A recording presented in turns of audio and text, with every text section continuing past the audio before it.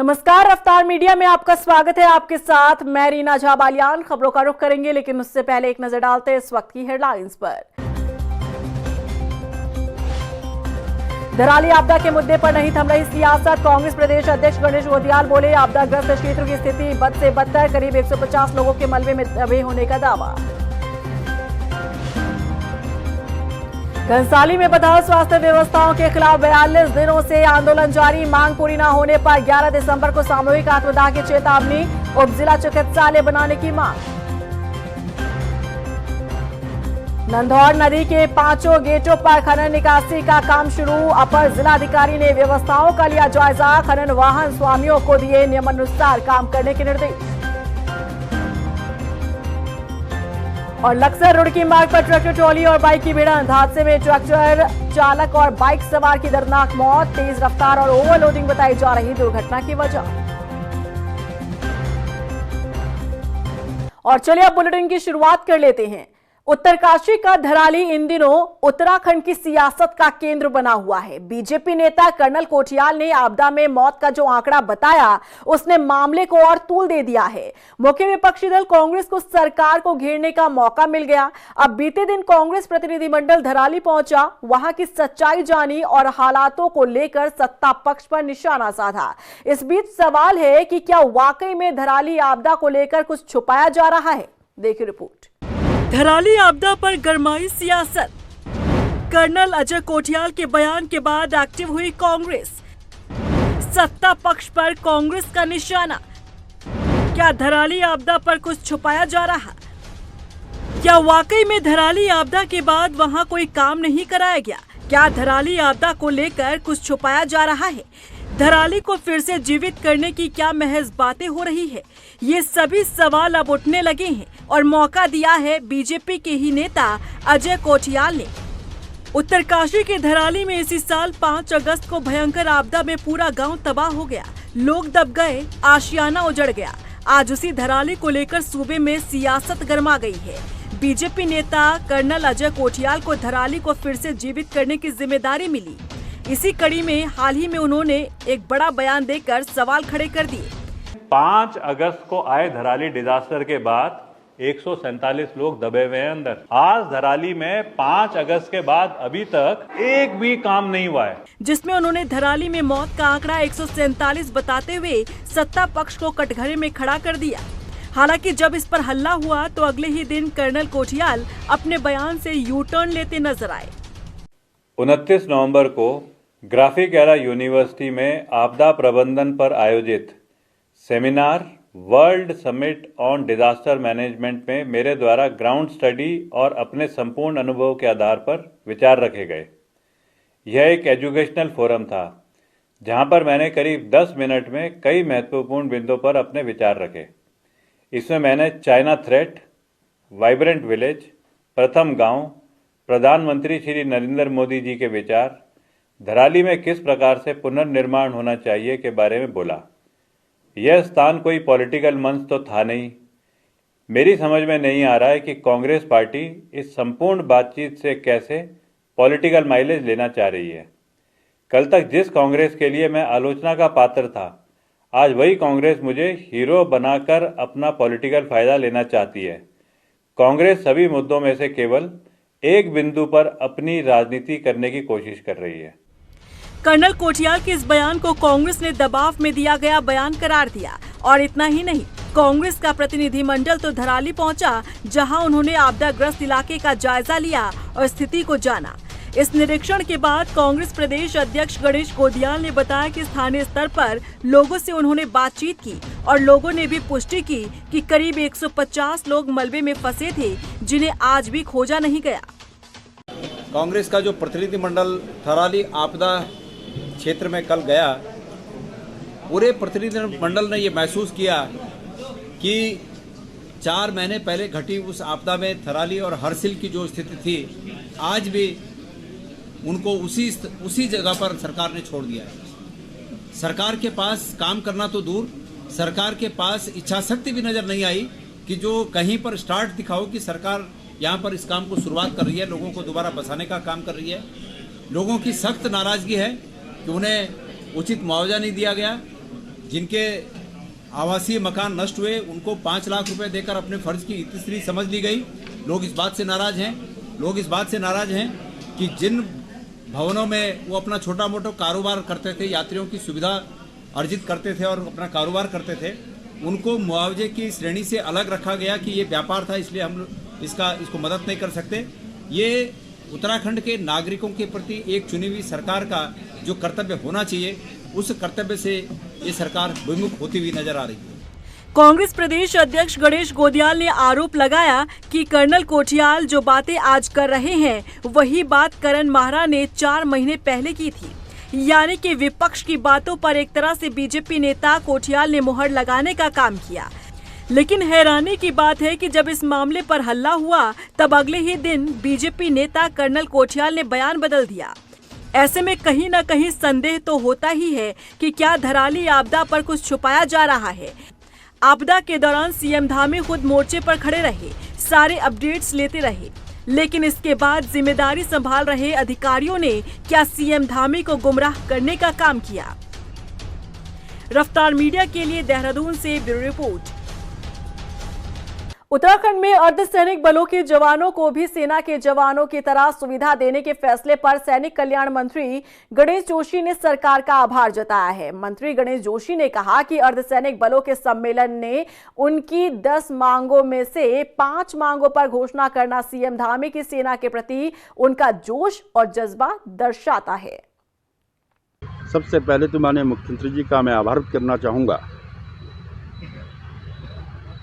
कि मेरे अनुरोध पर जो हमारे अर्धसैनिक के बहुत दिनों से कुछ मांगे कर रहे थे, तो कल जब उनका सम्मेलन था माननीय मुख्यमंत्री जी वहाँ पर गए, मैं वहाँ पर मौजूद था। जो उनकी कुछ मांगी थी, मैंने भी कुछ मांगे मुख्यमंत्री जी के सामने रखी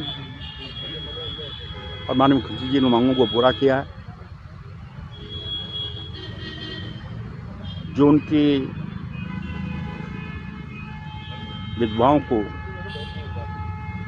सही होने पर 5 लाख रुपए सरकार देगी। उनकी जो ऑफिस की मांग है, यहाँ पर एक अर्धसैनिक बलों का सैनिक कल्याण की तरह उसकी घोषणा माननीय मुख्यमंत्री जी ने की है। देहरादून नगर निगम के बीजेपी पार्षदों ने अपने ही बोर्ड के खिलाफ मोर्चा खोल दिया है। बीजेपी के करीब 41 पार्षदों ने मेयर और नगर निगम अधिकारियों से मिलकर नाराजगी जाहिर की।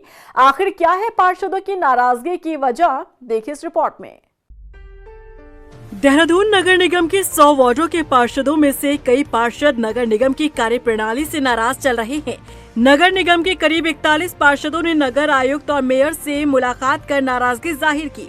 पार्षदों ने नाराजगी जाहिर करते हुए कहा कि नगर निगम के वार्डों में करोड़ों रुपए की बेशकीमती सरकारी जमीनों पर आए दिन अतिक्रमण के मामले सामने आ रहे हैं, लेकिन नगर निगम सभी जगहों पर खानापूर्ति कर रहा है। जमीनें कब्जा मुक्त करवाने के लिए सही तरीके से पैरवी नहीं की जा रही है। वहीं वार्ड 27 के बीजेपी पार्षद का कहना है कि जो फैसले बोर्ड बैठक में आए थे उन्हें धरातल पर नहीं उतारा जा रहा और नगर निगम के उच्च अधिकारी भी सही तरह से पार्षदों से बात नहीं करते। हम लोगों की यही शिकायत है कि हम हैं, चाहे अधिकारीगण हैं, सभी क्षेत्र की सेवा और जनता की सेवा के लिए चुने गए हैं, बनाए गए हैं। अभी हम जब से निर्वाचित हुए हैं तब से हम देख रहे हैं कि नगर निगम के जो अधिकारी है, कुछ चुनिंदा अधिकारी, उनका रवैया जनप्रतिनिधियों के साथ मतलब एक जनप्रतिनिधि जैसा नहीं है। वो हम लोगों को ये समझते हैं कि है हम कोई कागज या वगैरह लेके जाते हैं तो हम लोगों को बोझ समझा जाता है, हमारे कार्य को बोझ समझा जाता है। जो प्रस्ताव हमारे पे एक ही माध्यम है, हमारा बोर्ड बैठक जो होती है, हम जो बोर्ड बैठक में प्रस्ताव देते हैं वो धरातल पे लागू नहीं होता है, तो उसके लिए ही हमारा विरोध था।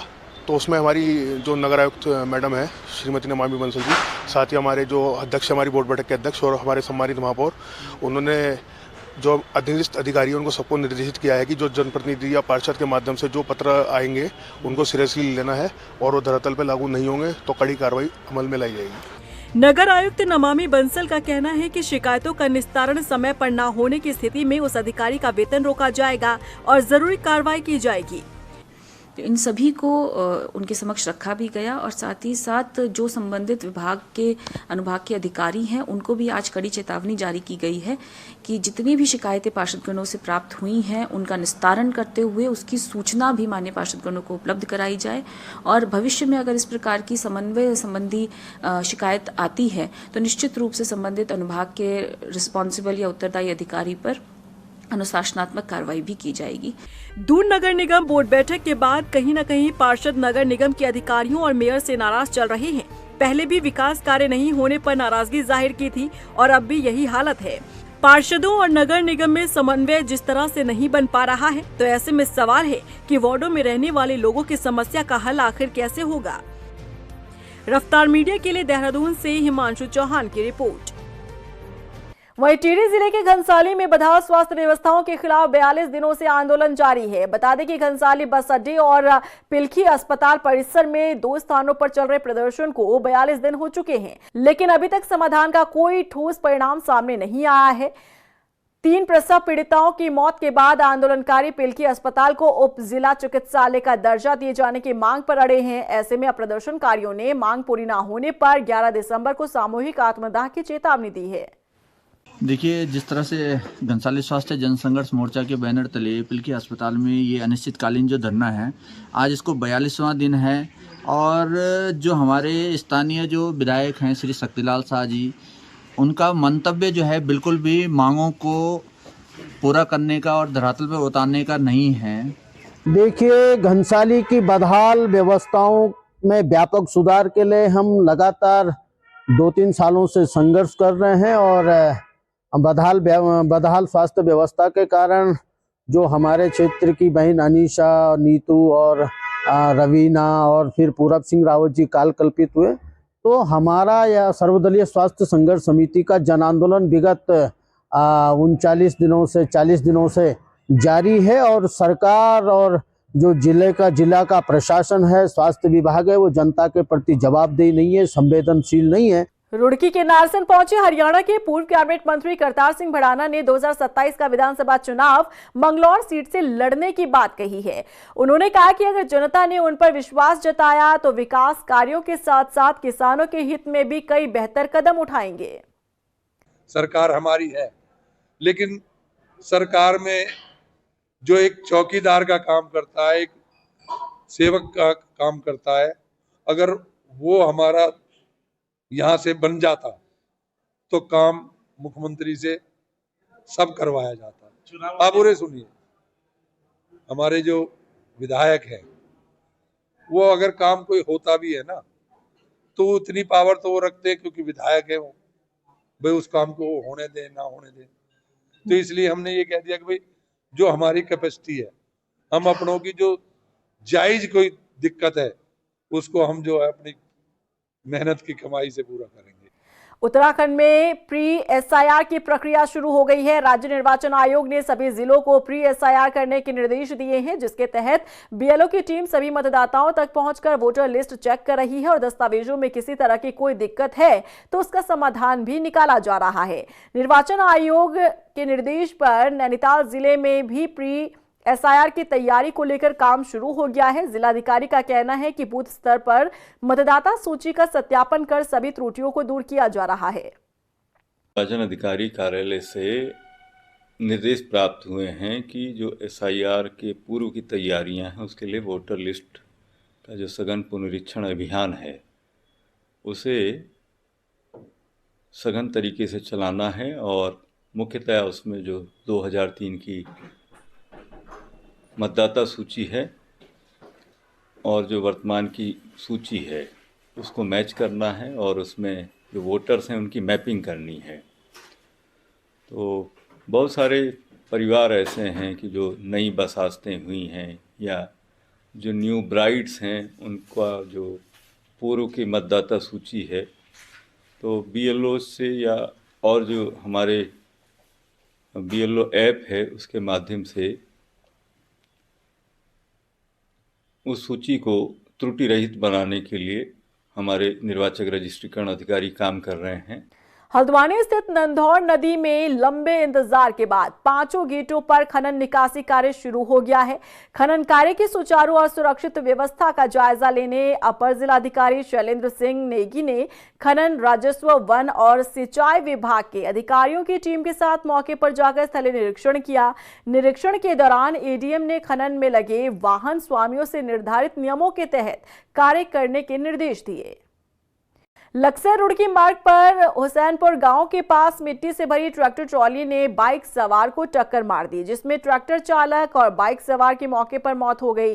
सूचना मिलते ही मौके पर पहुंची पुलिस ने दोनों शवों को कब्जे में लेकर पोस्टमार्टम के लिए भेजा और आगे की कार्रवाई शुरू की। मैं यहाँ लक्सर थाने में पहुँचा हूँ और मेरे भतीजे को बुला के लाए थे गाँव में से, दिहाड़ी मजदूरी के लिए ही आता था, तो उसको बोला यहाँ से लेके गए बुला के जैसे, तो अभी तक हमें मेरे भतीजे का एक्सीडेंट हो के डेथ हो गई है और इसमें अभी पुलिस कार्रवाई कर रही है, मगर अभी तक हमें कोई सूचना ढंग से, जिसका ट्रैक्टर था उस मालिक ने हमें कोई सूचना नहीं दी। 6 दिसंबर को बाबरी मस्जिद विध्वंस दिवस के मद्देनजर टिहरी पुलिस पूरी तरह से अलर्ट मोड पर है। सुरक्षा के लिए आज से जिले की अंतर सीमा चौकियों पर विशेष चेकिंग अभियान चलाया जा रहा है। एसपी जेआर जोशी ने बताया कि पुलिस द्वारा जिले में सुरक्षा व्यवस्था को मजबूत करने के लिए सक्रियता बढ़ा दी गई है। उन्होंने बताया कि बाहरी राज्यों और जिलों से आने वाले वाहनों, संदिग्ध व्यक्तियों के सामानों की जांच की जा रही है। 14 नवंबर को दिल्ली में हुए ब्लास्ट की घटना के बाद से लगातार संवेदनशीलता बनी है और तब से ही मुख्यालय स्तर से निर्देश प्राप्त है कि यहाँ पर जो भी हमारे बॉर्डर एरियाज़ है, चाहे इंटर डिस्ट्रिक्ट है, इंटर स्टेट बॉर्डर है और भीड़ भाड़ वाला एरिया है, घाटों में है, वहाँ लगातार ही चेकिंग हो रही है। और हमारे जनपद में उत्तरकाशी, देहरादून और पौड़ी डिस्ट्रिक्ट का जो बॉर्डर है वहाँ भी चेकिंग हो रही है। मुनिकेरेती क्षेत्र का भीड़ भाड़ वाला एरिया, वहाँ भी चेकिंग हो रही है। बाकी सभी थानों को जो निर्देशित किए हैं थाना प्रभारियों को कि अब अपने थाना क्षेत्रगत में जो भी संवेदनशील स्थल है वहाँ पर लगातार चेकिंग की जाए।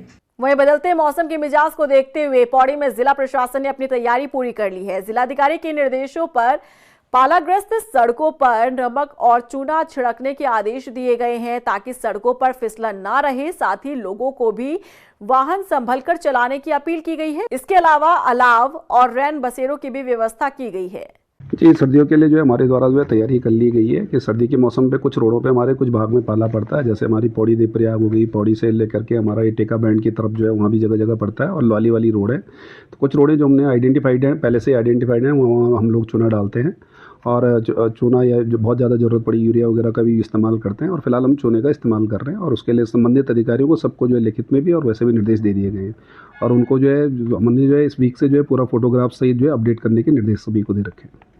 ये खाली SH 31 पे आई है कुछ जगह पे, जो हमारा जो है खांडू साइड से इधर का एरिया है वहाँ पर हमारा जो है जहाँ जो है पाला पड़ता है उन एरियाओं में पैच के कुछ पैच निकले हैं, तो उनको जो हम पैच जो है दोबारा जो है मरम्मत करने के लिए संबंधित अधिकारियों को निर्देशित कर दिया गया और कॉन्ट्रैक्टर को भी निर्देशित कर दिया गया है। हरिद्वार में संस्कृत भाषा को नई ऊर्जा और नए पहचान देने के लिए उत्तराखंड संस्कृत विश्वविद्यालय में 5 प्रमुख प्रतियोगिताओं का आयोजन किया गया, जिसमें पूरे प्रदेश से 900 से ज्यादा छात्र और छात्राओं ने हिस्सा लिया। संस्कृत अकादमी के सचिव मनोज किशोर पंत ने बताया कि ये आयोजन सिर्फ संस्कृत विश्वविद्यालय तक सीमित नहीं है, बल्कि प्रदेश के अलग अलग स्कूलों से आए छात्र छात्राएं भी इसमें हिस्सा ले रहे हैं। इन प्रतियोगिताओं में भाषण, वाद विवाद सहित 5 प्रमुख विधाओं में प्रतिभागी अपना कौशल दिखा रहे हैं। ये प्रतियोगिता हमारी राज्य स्तरीय प्रतियोगिता है और 95 विकास खंडों से हमने जो प्रतियोगिता कराई थी वह सबसे पहले खंड स्तर पर होती है। इसके पश्चात जो जीते हुए सारे अभ्यर्थी होते हैं वे जनपद स्तर पर आकर प्रतिभाग करते हैं। जनपद स्तर पर जो जीत कर आते हैं उनकी राज्य स्तरीय यह प्रतियोगिता हो रही है। वर्तमान में 13 जिलों से सारे के सारे जो प्रतिभागी जीत के आए हैं, सारे उत्तराखंड के 13 जिलों का ये प्रतिनिधित्व हो रहा है और यहाँ पर मात्र संस्कृत विद्यालयों या महाविद्यालयों के ही छात्र नहीं हैं, DPS के छात्र हैं, DAV के छात्र हैं, सारे पब्लिक स्कूलों के छात्र हैं। जो जिला स्तर और खंड स्तर पर जिन्होंने अपनी प्रतिस्पर्धा में सबसे अग्रणी स्थान प्राप्त किया है वे सारे के सारे राज्य स्तर पर। रुड़की की मंगलौर कोतवाली पुलिस ने स्थानीय लोगों से सीनियर सिटीजन को अकेले न रहने देने को लेकर आग्रह किया है। इसके साथ ही कहा गया है कि अगर कोई बुजुर्ग व्यक्ति घर पर अकेला रहता है तो उसकी जानकारी पुलिस को दी जाए। वहीं इस दौरान पुलिस ने सीनियर सिटीजन को अपने अधिकारों के बारे में भी जागरूक किया। कोतवाली मंगलौर में सीनियर सिटीजन्स की एक जो मीटिंग और गोष्ठी का आयोजन किया गया है, जिसमें SHO मंगलौर और बाकी जो हमारा स्टाफ है वो मौजूद रहा। साथ ही साथ एक संवाद गोष्ठी उसमें की गई, जिसमें सीनियर सिटीजन्स को उनके हकों के बारे में बताया गया। जो कानून हमारे जो सीनियर सिटीजन की भलाई के लिए हैं उनके बारे में उनको जागरूक किया गया। साथ ही साथ जो अकेले लोग रह रहे हैं उनको ये बताया गया कि जो अपने आसपास के क्षेत्र के लोग हैं उनके साथ राब्ता रखें और लगातार अगर किसी भी तरह की कोई समस्या आती है, उनके अगर घरेलू नौकर है इस तरह का जिसके सत्यापन नहीं हुआ है या कोई और अन्य समस्या आती है, तो सीनियर सिटीजन जो है डायरेक्ट हमसे जो कांटेक्ट कर सकते हैं। और इस संबंध में जो कानून है या जो हमारे उच्च अधिकारीगणों से भी है इस बारे में निर्देश प्राप्त हुए हैं कि सीनियर सिटीजन को लेकर जो एक संवेदनशील अप्रोच है वो पुलिस हमेशा रखे। वहीं लक्सर में कांग्रेस के पूर्व राज्य मंत्री रविंद्र सिंह आनंद ने हरिद्वार जिले में मूल निवास प्रमाण पत्र ऑनलाइन बनाए जाने की मांग की है। साथ ही उन्होंने लक्सर और खानपुर क्षेत्र की खराब सड़कों और बिजली की समस्या पर भी स्थानीय जनप्रतिनिधियों को घेरते हुए कहा कि हवाई दावों से बेहतर धरातल पर काम होना चाहिए। देखिए, आज की प्रेस वार्ता का मुख्य उद्देश्य यह है कि मूल निवास के लिए जो आम जनमानस परेशान है, हरिद्वार की जनता परेशान है और जो भ्रम की स्थिति है उसको सरकार को समाप्त करते हुए मूल निवास प्रमाण पत्र के लिए ऑनलाइन आवेदन लिए जाने चाहिए और ऑनलाइन एक ऐप बना करके लोग मूल निवास बना सके। ये हमारी मांग है। साथ ही हमने ये भी कहा है कि लक्सर, खानपुर और आदि क्षेत्रों में जहां पर सड़क नहीं है, बिजली नहीं है, लोग त्रस्त हैं, उनके जो जनप्रतिनिधि है वो जिस प्रकार से हवाबाजी कर रहे हैं, वीडियो डालते हैं, बड़ी बड़ी गाड़ियों की वीडियो डालते हैं, बड़े बड़े हेलीकॉप्टर में बैठकर वीडियो डालते हैं, उससे क्या लाभ होता है ये भी वो बताएं। उधम सिंह नगर जिले के किच्चा रोड रुद्रपुर में स्थित Chandaula homoeopathic medical college and hospital एवं Vasundhara nursing and paramedical college का वार्षिक उत्सव मनाया गया। इस दौरान छात्रों ने रंगारंग कार्यक्रम प्रस्तुत किए। इस कार्यक्रम में विधायक शिव अरोड़ा भी शामिल हुए। उन्होंने सभी छात्रों को शुभकामनाएं दी। मैं बस ये कहना चाहूँगा, बहुत अच्छा कार्यक्रम हो रहा है, बहुत सब मित्र लोग मिल रहे हैं, बहुत आनंद का माहौल है और हमारे बच्चे भी अच्छा परफॉर्मेंस कर रहे हैं। बाकी सबका मेरा नाइट तो वो फेमस सही है और बाकी आप लोगों का वैसे प्यार बना रहे।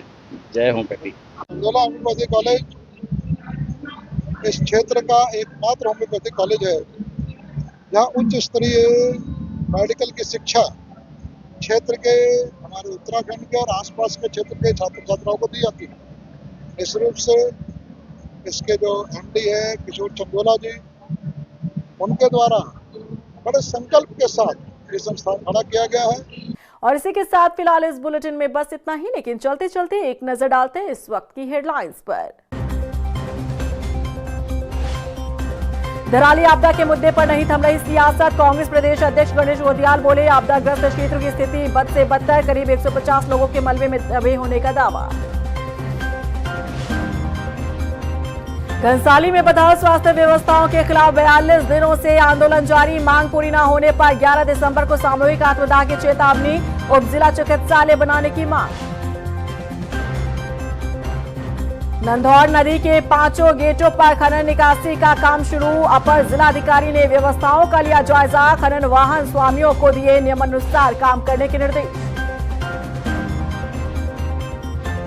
और लक्सर रुड़की मार्ग पर ट्रैक्टर ट्रॉली और बाइक की भिड़ंत। हादसे में ट्रैक्टर चालक और बाइक सवार की दर्दनाक मौत। तेज रफ्तार और ओवरलोडिंग बताई जा रही दुर्घटना की वजह।